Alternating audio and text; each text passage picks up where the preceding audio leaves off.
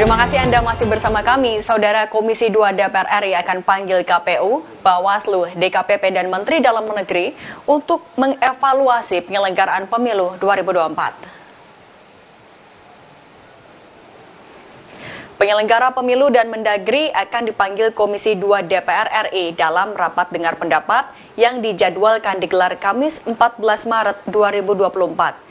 Anggota Komisi 2 DPR RI dari fraksi PAN, Gus Pardi Gaus menyebut rapat dengar pendapat nanti akan jadi kesempatan bagi semua fraksi yang mewakili seluruh koalisi parpol pengusung Capres-Cawapres untuk berpendapat. Pendapat bisa diungkapkan untuk mengkritik, meminta jawaban, hingga memberi saran kepada penyelenggara pemilu. Selain itu, menurutnya, Sirekap akan jadi salah satu materi yang dicecar ke KPU.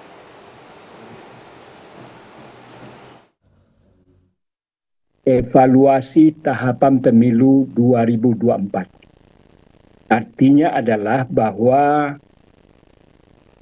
anggota Komisi 2 yang ada di dalamnya itu dari berbagai fraksi yang ada di DPR, yang jumlahnya adalah 9, ada pendukung 01, ada pendukung 02, dan ada juga pendukung 03, kalau berkaitan tentang proses dugaan carut-marut pelaksanaan Pilpres, tentu semua anggota komisi dari fraksi-fraksi yang berbeda itu sangat terbuka ruang untuk menyampaikan apa saja yang berkaitan terhadap carut-marut yang dikatakan dalam tanda kutip oleh berbagai mass media, tentu bisa diungkapkan ketika itu.